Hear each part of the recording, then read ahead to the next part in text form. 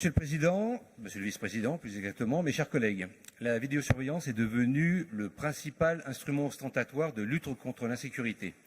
Les évaluations scientifiques démontrent pourtant que dans les espaces publics, son impact, tant préventif que répressif, est très limité. Il devient même dérisoire si on le rapporte au coût financier pour une collectivité.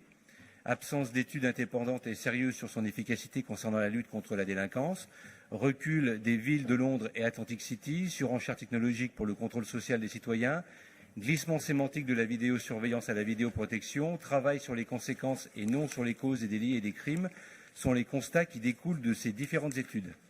Même la Commission nationale de l'informatique et des libertés rappelle l'absence d'indépendance du contrôle opéré sur les systèmes, avec cette question « qui surveille les surveillants ?» Tandis que les nouvelles technologies permettent désormais le couplage des caméras avec des logiciels de reconnaissance faciale, des procédés de captation sonore et la géolocalisation, donc le traçage des individus.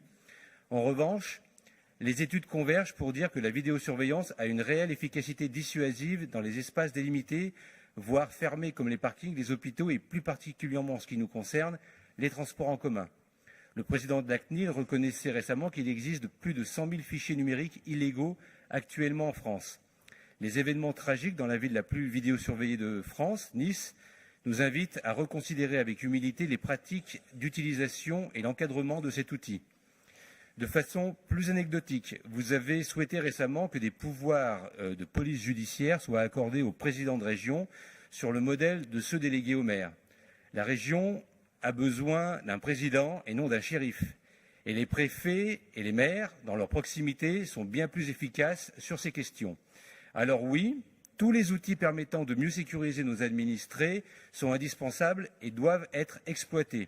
Mais un outil n'est pas l'alpha et l'oméga de la résolution d'une situation. Il n'est qu'un outil parmi tant d'autres.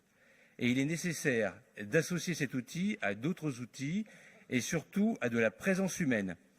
Pour toutes ces raisons, et non au nom d'une quelconque idéologie, vous êtes en train de faire apparaître le développement de la vidéosurveillance comme une fausse bonne idée, un gaspillage d'argent public et un renforcement de la crédulité technologique chez nos concitoyens inquiets que la vidéosurveillance, certes rassure souvent,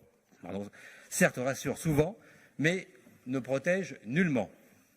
C'est pourquoi notre groupe, attentif à cette question, vous demande d'ajouter un point rédigé comme suit: de décider la mise en place d'un comité d'éthique chargé du suivi du déploiement des caméras dans les gares et du fonctionnement du Centre régional de sécurité des transports. Ce comité d'éthique pourra notamment être saisi par les citoyens s'estimant victimes d'un préjudice lié à un manquement aux normes relatives à la vidéoprotection. La région élaborera par ailleurs une charte stipulant les critères de choix prévalant à l'installation des caméras, leurs conditions de fonctionnement ainsi que le traitement des images enregistrées.